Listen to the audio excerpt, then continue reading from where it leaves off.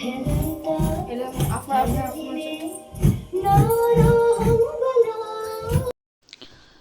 Good morning. ಎಲ್ಲರೂ ಹೇಗಿದ್ದೀರಾ? So ಇವತ್ತಿನ ವ್ಲಾಗಲ್ಲಿ ಒಂದು ಸ್ಪೆಷಲ್ ವ್ಲಾಗ್ ಇದೆ ಅಂತ ಹೇಳ್ತೀನಿ.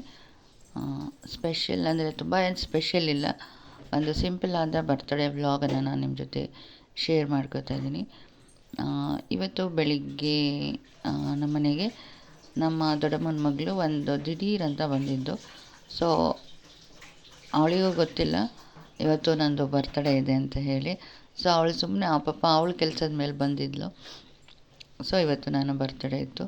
ಮಗಳು ಮಾಮೂಲಿ ಯಥಾ ಪ್ರಕಾರ ಮನೆಯಲ್ಲಿ ವರ್ಷ ಅವಳದೇ ಆದ ಪಾಕೆಟ್ ಮನೆಯಲ್ಲಿ ಡೆಕೋರೇಷನ್ ಮಾಡಿ ರೆಡಿ ಇದ್ಲು. ಸೊ ಹಾಗೆ ಒಂದು ಸೆಲೆಬ್ರೇಷನ್ ನಡೀತಾ ಇದೆ. ಆ ವ್ಲಾಗನ್ನು ನಾನು ನಿಮ್ಮ ಜೊತೆ ಶೇರ್ ಮಾಡ್ಕೋತಾ ಇದ್ದೀನಿ.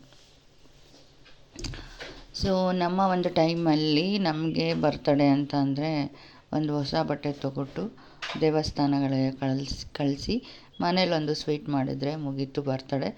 ಸೊ ಇತ್ತೀಚಿನ ದಿನಗಳಲ್ಲಿ ತುಂಬ ಟ್ರೆಂಡಿಂಗ್.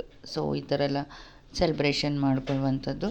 ಸೊ ನಾವು ನಮ್ಮ ಮಕ್ಕಳಿಗೆ ಮಾಡ್ತಾಯಿದ್ದೆ. ಸೊ ಮಗಳಿಗೆ ಸೊ ಏನಾಯಿತು, ಅವಳು ಅದನ್ನು ನೋಡಿ ಈಗ ದೊಡ್ಡವಳಾದಮೇಲೆ ಈ ಒಂದು ಕಳೆದ 3 ವರ್ಷದಿಂದ ಅವಳು ನನ್ನ ಬರ್ತಡೇನ ಮಾಡೋದಕ್ಕೆ ಅವಳ ಒಂದು ಪಾಕೆಟ್ ಮನೆಯಲ್ಲಿ ಸ್ಟಾರ್ಟ್ ಮಾಡಿದ್ಲು. ಸೊ ಇದು ಹೀಗೆ ನಡ್ಕೊತ ಬಂತು. ಸೊ ಕಳೆದ ವರ್ಷ ಮೈಸೂರಿಗೆ ಹೋಗಿದ್ವಿ. ಸೊ ಮೈಸೂರಲ್ಲೇ ಬರ್ತಡೇ ಸೆಲೆಬ್ರೇಷನ್ ಆಗಿತ್ತು. ಸೊ ಈ ವರ್ಷ ಮನೆಯಲ್ಲೇ ಸಿಂಪಲ್ಲಾಗಿ ನಡೀತಿದೆ.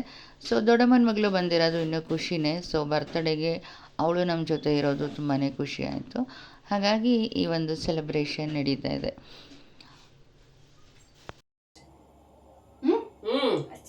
ನೀವಿಬ್ರೇನು ಹೇಳಿ? ಹ್ಯಾಪಿ ಬರ್ಡೇ ಫುಲ್ ಹೇಳಬೇಕು.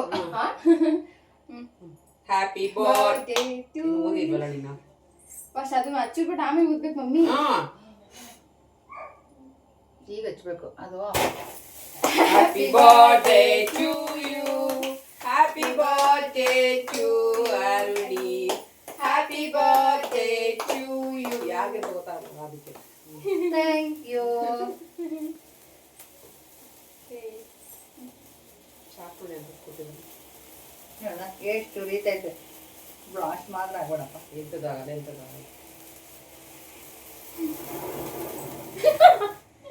ಅಲ್ಲ ಅದೇ ಇದಾಗುತ್ತೆ ಆಮೇಲೆ. ಎದುರಿಸ್ಬೇಡ mummy.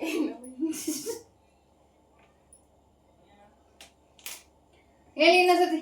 Happy birthday to you, happy birthday to you Aruni, happy birthday to you.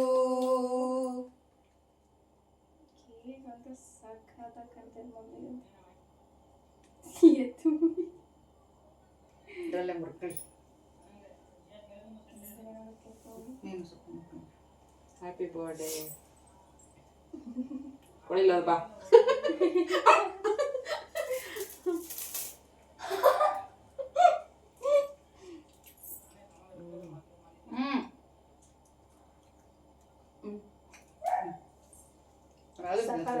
ಸಾಕು ನಿಮಗೆ ಕೆಲಸ ಬೇಡ. ಡೈರೆಕ್ಟ್ ಅವಳು ಹೇಳು ಅವಳ ಹತ್ರ. ಇಡ ಇದೆ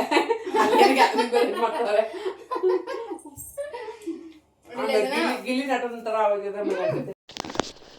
ಸೊ ನನಗೆ ಅಕ್ಕ ಅಂದರೆ ನನಗೆ ದೊಡ್ಡಮ್ಮನ ಮಗಳಾಗಬೇಕು. ಸೊ ಚಿಕ್ಕದ್ರಿಂದ ನಾವೆಲ್ಲ ಒಟ್ಟಿಗೆ ಬೆಳೆದಿದ್ದು. ಸೊ ತುಂಬ ಸಲಿಗೆಯಿಂದ ಬೆಳೆದ್ವಿ.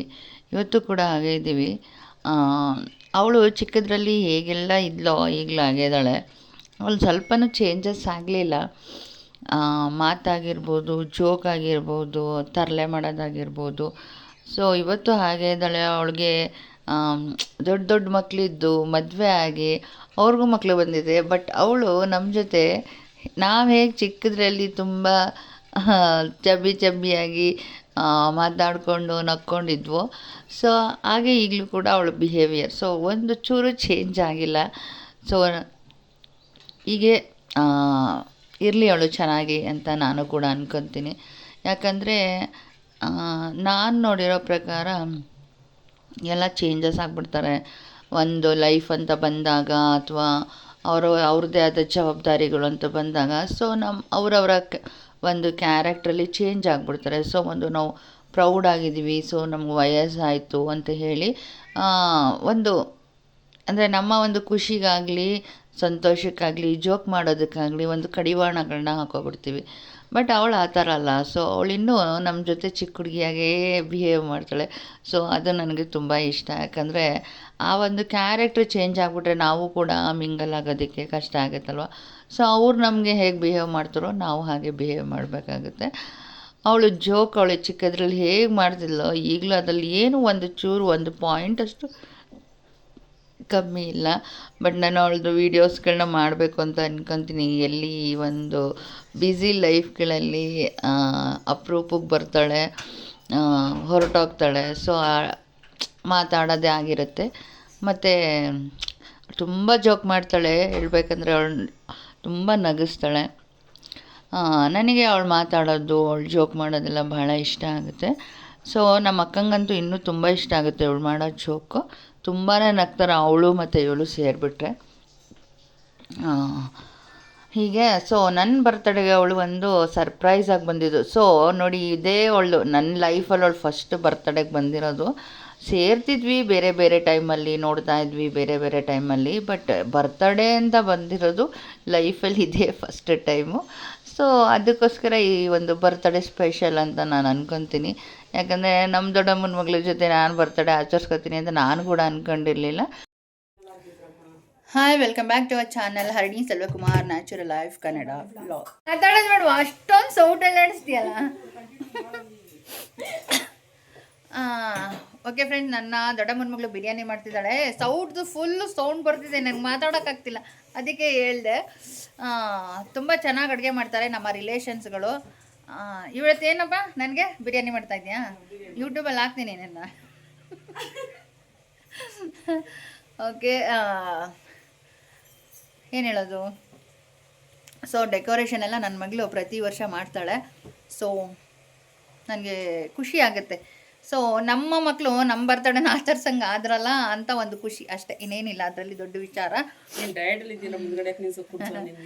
ಸೊ ಅದಕ್ಕೆ ನಾನೇ ಚಿಕ್ಕ ಕೇಕ್ ಥರ ಕೇಳಿದೆ. ಯಾಕಂದರೆ ತುಂಬ ಡಯಟಲ್ಲಿದ್ದೀನಿ ಅಂತ ಹೇಳ್ಬಿಟ್ಟು ಚಿಕ್ಕ ಕೇಕು ಸಾಕು ಅಂದರೆ. ತುಂಬ ಚೆನ್ನಾಗಿತ್ತು ಕೇಕು, ನಂಗೆ ತುಂಬ ಇಷ್ಟ ಆಯಿತು ಕೇಕು. ಸೊ ತಿನ್ನೋಕ್ಕೂ ತುಂಬ ಆಸೆ, ಬಟ್ ಜಾಸ್ತಿ ತಿನ್ನೋಕ್ಕೆ ಬಿಡಲ್ಲ ಯಾರು. ಸೊ ಒಂಥರ ಹೊಟ್ಟೆ ಉರಿಸ್ತಾರಲ್ಲ ಆ ಥರ ಇವಾಗ. ಸೊ ನೋಡಿ, ಕಾಯ್ಕೊಂಡು ಕೂತಿದ್ದಾಳೆ ನಾನು ಎಲ್ಲಿ ತಿನ್ಬಿಡ್ತೀನೋ ಅಂತ. ಸೊ ಬೇಡ ನನಗೆ. ಇದು ನನ್ನ ಬರ್ತಡೇ ಡ್ರೆಸ್. ಇದು ನನ್ನ ಫ್ರೆಂಡ್ ಕಡೆಯಿಂದ ಬಂದಂತಹ ಗಿಫ್ಟ್ ಬಟ್ಟೆ. ಇಲ್ಲ, ಅವಳು ಅಂಗಡಿಗೆ ಕರ್ಕೊಂಡು ಹೋದ್ಲು ತೊಗೊಡ್ತೀನಿ ಅಂತ ಹೇಳಿ. ಸೊ ನಂದು ಮೊದಲೇ ಒಂದು ಡ್ರೆಸ್ ಇತ್ತು ಪಿಂಕ್ ಕಲರು ಅಂತ.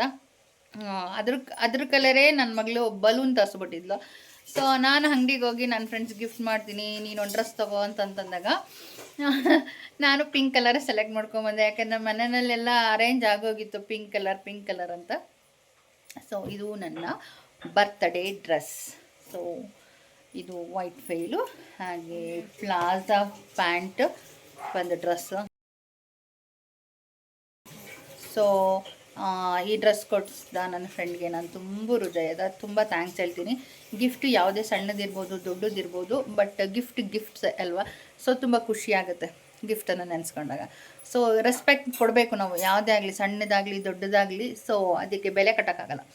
ಹಾಗಾಗಿ ನಾನು ತುಂಬ ಅವಳ ಡ್ರೆಸ್ಸೇ ಹಾಕ್ಕೊಂಡು ತುಂಬ ಎಂಜಾಯ್ ಮಾಡಿದ್ದೀನಿ ಬರ್ತಡೇನ. ಸೊ ವಿಡಿಯೋ ಮುಂದಕ್ಕೆ ಹಾಕ್ತೀನಿ ನೋಡಿ. ಹಾಗೆ ನನ್ನ ಚಾನಲನ್ನು, ಹಾಗೆ ಇವತ್ತು ನನ್ನ ಬರ್ತಡೇ ಆದ್ದರಿಂದ ನನ್ನನ್ನು ನೀವೆಲ್ಲ ಬ್ಲೆಸ್ ಮಾಡ್ತೀರಾ ಅಂತ ಅಂದ್ಕೊಂಡಿದ್ದೀನಿ. ಸೊ ಒಳ್ಳೆ ವಿಡಿಯೋ ಕೊಡೋದಕ್ಕೆ ನಾನು ಪ್ರಯತ್ನ ಪಡ್ತೀನಿ. ಕೆಲವು ಟೈಮು ಸ್ವಲ್ಪ ಮೂಡಿ ಆಗಿಬಿಟ್ಟು ವೀಡಿಯೋಸ್ಗಳನ್ನು ಮಾಡೋಕ್ಕಾಗಲ್ಲ, ಬಟ್ ಇನ್ನು ಮುಂದೆ ಕೂಡ ಪ್ರಯತ್ನನ ನಾನು ಮಾಡ್ತೀನಿ. ಸೊ ಇನ್ನೇನು ಕ್ರಿಸ್ಮಸ್ ಬರ್ತಿದೆ ನಮಗೆ, ಅದರದ್ದೆಲ್ಲ ವೀಡಿಯೋಸ್ ನಿಮಗೆ ತಲುಪುತ್ತೆ. ಓಕೆ, ಈ ಹಬ್ಬ ಈಗೋಯ್ತು. ಸೊ ನಿಮ್ಮೆಲ್ಲರ ಆಶೀರ್ವಾದ ನನ್ನ ಚಾನಲ್ ಮೇಲೆ ಇರಲಿ. ಯಾರೆಲ್ಲ ಹೊಸದಾಗಿ ನನ್ನ ಒಂದು ಚಾನಲನ್ನು ನೋಡ್ತಾ ಇದ್ದೀರೋ ದಯವಿಟ್ಟು ಸಬ್ಸ್ಕ್ರೈಬ್ ಮಾಡ್ಕೊಂಡು ನೋಡಿ, ಸಪೋರ್ಟ್ ಮಾಡಿ ಅಂತ ಕೇಳ್ಕೊತೀನಿ. ಹಾಗೆ ಒಂದು ನಾನು ಒಳ್ಳೆ ವೀಡಿಯೋನ ಕೊಡೋದಕ್ಕೆ ನನಗೆ ಒಂದು ಸ್ಫೂರ್ತಿದಾಯಕ ಅಷ್ಟೇ. ಹಾಗಾಗಿ ಸಬ್ಸ್ಕ್ರೈಬ್ ಮಾಡ್ಕೊಂಡು ನೋಡಿ, ಸಪೋರ್ಟ್ ಮಾಡಿ ಅಂತ ಕೇಳ್ಕೊತೀನಿ. Thank you so much. ಈ ವಿಡಿಯೋನ ನೋಡಿದ ನಿಮ್ಮೆಲ್ಲರಿಗೂ. ಏನು ಮಾಡಿದ್ದೀರ ನನ್ನ ಬರ್ತಡೆಗಾಗಿ? ಓ ಬಿರಿಯಾನಿ ಬಿರಿಯಾನಿ ಅಂದರೆ ಯಾರಿಗೆ ಬಾಯಿ ನೀರು ಬರಲ್ಲ. ಬನ್ನಿ ಫ್ರೆಂಡ್ಸ್, ಬಿರಿಯಾನಿ ಬಾರ್ಸೋಣ. ಇಷ್ಟೇನಾ? ಒಲ್ಲಿ ಬಿರಿಯಾನಿ ನಮಸ್ಕಾರ ನಮಸ್ಕಾರ ನಮಸ್ಕಾರ ಗುಡ್ ನೈಟ್ ಇದು ನಮಸ್ಕಾರ ಅಲ್ಲ ಗುಡ್ ನೈಟ್ ಇದು ಹೇಳು ಮೂರ್ಸತಿ ಹೇಳ ಹೋಗಿ ಗುಡ್ ನೈಟ್ ಹಾಂ ಇನ್ನೊಂದ್ಸತಿ ಗುಡ್ ನೈಟ್. ಇನ್ನೊಂದ್ಸತಿ ಈಗೇನಂತೆ ಗುಡ್ ನೈಟ್ ಹ್ಞೂ ಆಕೆಲ್ಲ ಅನ್ಬಾರ್ದಲ್ವಾ ತಪ್ಪ ಅನ್ಕೋತಾರೆ ಲೈಕ್ ಮಾಡಿ. ಅವಳು ಯಾರೋ ಗೊತ್ತಾ ಫ್ರೆಂಡ್ಸ್, ನಾನು ಒಂದು ವಿಡಿಯೋ ಹಾಕಿದ್ನಲ್ಲ, ನಮ್ಮ ದೊಡ್ಡಮ್ಮನ ಮಗಳು ನನಗೆ ದಾಸವಾಳ ಕಡ್ಡಿ ಗಿಡ ಕೊಟ್ಟಿಲ್ಲ ಅಂತ ಅವಳೇ ಅದಕ್ಕೆ ಈಗ ಇವಳ ಮೇಲೆ ಚಾಲೆಂಜ್ಗೋಸ್ಕರ ನಮ್ಮ ಮನೆಯದು ದಾಸವಾಳ ಗಿಡ ರೋಸ್ ಗಿಡ ಎಲ್ಲ ಇವಳಿಗಿಂತ ಐಟಲ್ಲಿ ಬೆಳೆಸಿದ್ದೀನಿ. ಕಟ್ ಮಾಡಿ ಅಂತವಳೆ ಬಂದ ತಕ್ಷಣ ಹೊಟ್ಟೆ ಗಿಜ್ಗೆ ಅಷ್ಟು ಉದ್ದ ಬರೋದು ಬೆಳೆಸಬಾರ್ದು, ಕಟ್ ಮಾಡಿ ಅಂತವಳೆ. ಚಿಕ್ಕದ್ರಿಂದ ಹಿಂಗೆ ಮುಂಡೆದು.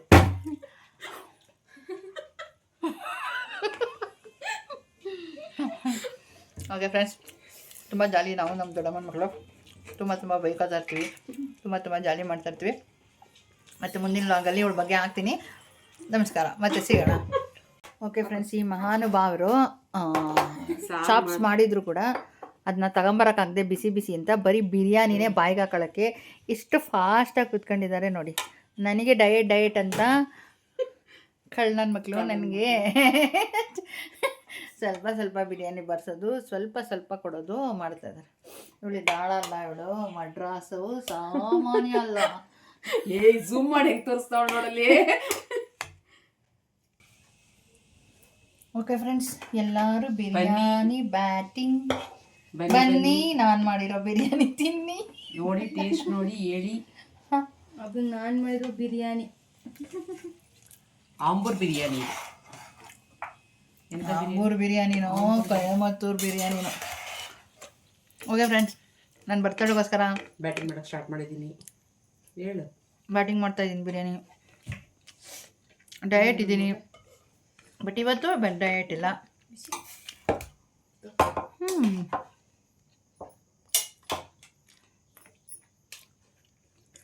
ಎಷ್ಟೇ ತಿಂದ್ರೆ ಜೀರ್ಣ ಹೋಗುತ್ತೆ.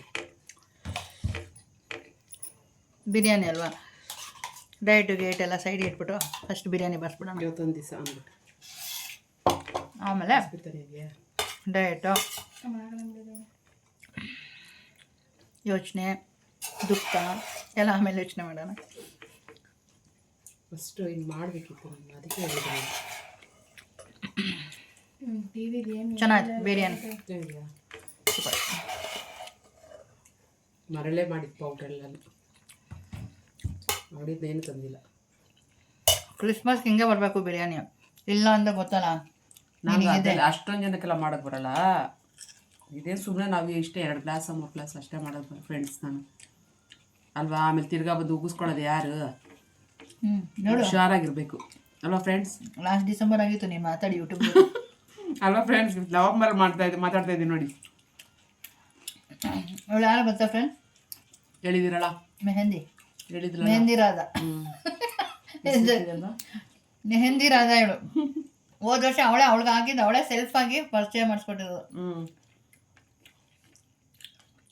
ಎಷ್ಟು ಚೆನ್ನಾಗಿರ್ತದೆ ಅಲ್ವಾ. ಪೀಸ್ ಹಾಕು, ಪೀಸಲ್ಲಿ ಇರ್ತಾರೆ ಲೈಫಲ್ಲಿ ಊಟ, ನಿದ್ದೆ, ನೆಮ್ಮದಿ, ಖುಷಿ, ಸಂತೋಷ ಫಸ್ಟ್ ನೋಡಬೇಕು. ಆಮೇಲೆ ಅರ್ಧ ಕ್ಲಾಸ್ ಮಾಡಿದ್ರು ಸರಿ. ಬಂಗ್ಲೆ, ಕಾರು, ತೋಟ, ಗದ್ದೆ, ಮನೆ, ಆಮೇಲೆ ಯೋಚನೆ ಮಾಡಬೇಕು ಅಂತ ನಾನು ಅಂದ್ಕೊಂಡಿದ್ದೀನಿ. ಓಕೆ, ಇದು ನನ್ನ ಬರ್ತ್ಡೇ ವಿಡಿಯೋ ಆಗಿತ್ತು. ಸೊ ನೆಕ್ಸ್ಟ್ ವಿಡಿಯೋನೆಲ್ಲ ಹಾಕ್ತೀನಿ, ನೋಡಿ ಎಂಜಾಯ್ ಮಾಡಿ, ಹಾಗೆ ಸಪೋರ್ಟ್ ಮಾಡಿ, ಸಬ್ಸ್ಕ್ರೈಬ್ ಮಾಡಿ. ಮತ್ತೆ ಇನ್ನೊಂದು ವ್ಲಾಗೊಂದಿಗೆ ಸಿಗ್ತೀನಿ. ನಮಸ್ಕಾರ.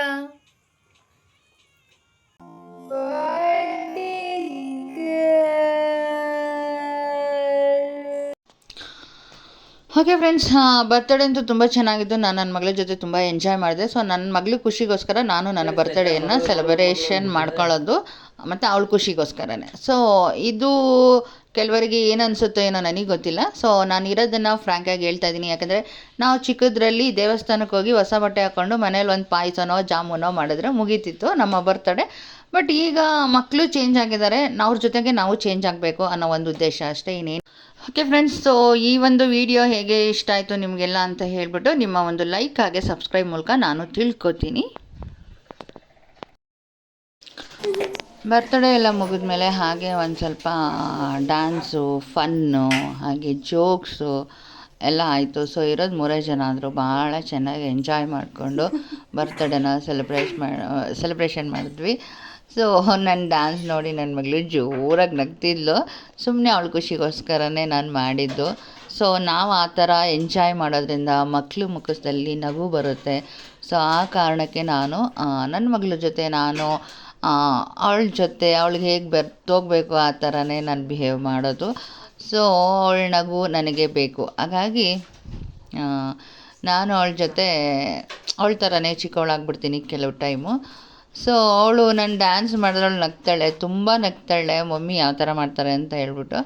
ಸೊ ಆ್ಯಕ್ಚುಲಿ ಅವಳ ಖುಷಿಗೋಸ್ಕರ ಮಾಡ್ತಾಯಿರ್ತೀನಿ ಅವಾಗವಾಗ. ಅವಳ ಜೊತೆನೂ ಕೂಡ ಕೆಲವೊಂದು ಶಾರ್ಟ್ಸ್ ಕೂಡ ಮಾಡಿದ್ದೀನಿ ನಾನು. ಇಷ್ಟಪಡ್ತಾಳೆ ಅವಳು ನನ್ನ ಜೊತೆ ಮಾಡಬೇಕು ಅಂತ ಹೇಳ್ಬಿಟ್ಟು. ಹಾಗಾಗಿ ಸೊ ಇದೆಲ್ಲ ಆದಮೇಲೆ ಎಲ್ಲ ಮುಗಿದ್ಮೇಲೆ ಊಟ ಎಲ್ಲ ಮಾಡಿ ಒಂದು ಸ್ವಲ್ಪ ಹೊತ್ತು ಮಾತಾಡಿ ಆಮೇಲೆ ಮಲ್ಕೊಂಡ್ವಿ. ಸೊ ಇದಾಗಿತ್ತು ಇವತ್ತಿನ ವ್ಲಾಗ್. ಸೊ ಕೊನೆಯಲ್ಲಿ ಕೂಡ ನಾನು ನಿಮಗೆ ಹಾಗೆ ಏನೆಲ್ಲ ಆಯಿತು ಅನ್ನೋದಕ್ಕೋಸ್ಕರ ಇದೆಲ್ಲನ ಕೂಡ ನಾನು ತೋರಿಸಿದ್ದೀನಿ. ಸೊ ಶಾರ್ಟ್ಸಲ್ಲಿ ಕೂಡ ನಿಮಗೆ ನಾನು ಹಾಕಿದ್ದೀನಿ. ಸೊ ನಿಮಗಲ್ಲೂ ಕೂಡ ಸಿಗುತ್ತೆ. ಸುಮ್ಮನೆ ಒಂದು ಫಂಕ್ಷನ್ ಅಂತ ಆದಮೇಲೆ ಅದರಲ್ಲೊಂದು ಸ್ವಲ್ಪ ನಗು ಇರಬೇಕು, ಖುಷಿ ಇರಬೇಕು, ಸಂತೋಷ ಇರಬೇಕಲ್ವ.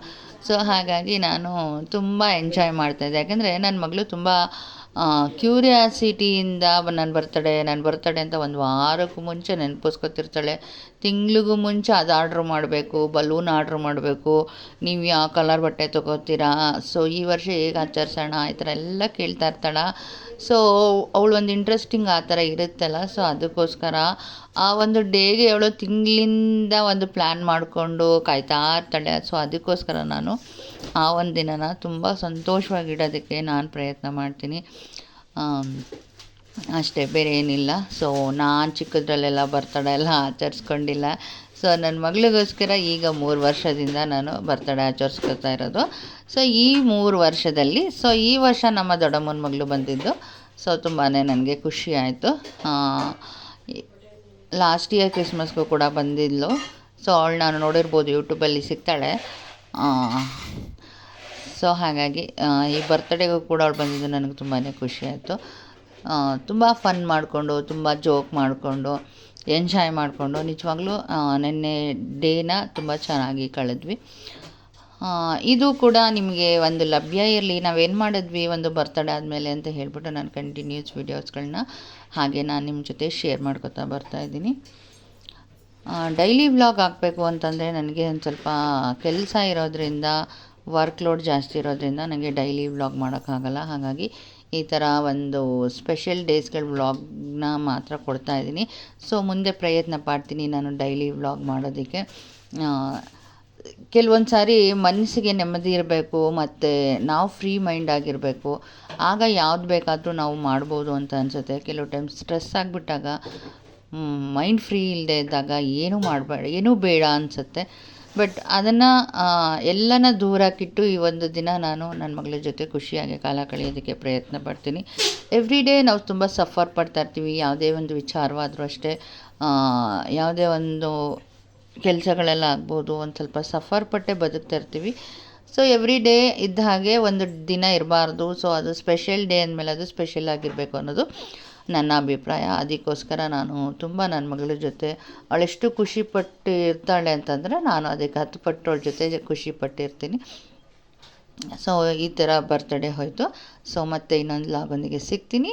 ವ್ಲಾಗ್ ಇಷ್ಟ ಆದರೆ ಲೈಕ್ ಮಾಡಿ, ಹಾಗೆ ಹೊಸದಾಗಿ ನೋಡ್ಕೊತಾ ಇರೋರು ನನ್ನ ಚಾನಲನ್ನು ಸಬ್ಸ್ಕ್ರೈಬ್ ಮಾಡಿ. ನಿಮಗೆ ನನ್ನ ನೋಟಿಫಿಕೇಷನ್ ಸಿಗುತ್ತೆ. ಸೊ ನನ್ನ ವೀಡಿಯೋ ಹಾಕಿದ ತಕ್ಷಣ ನಿಮಗೆ ವೀಡಿಯೋಸ್ ಲಭ್ಯ ಆಗುತ್ತೆ.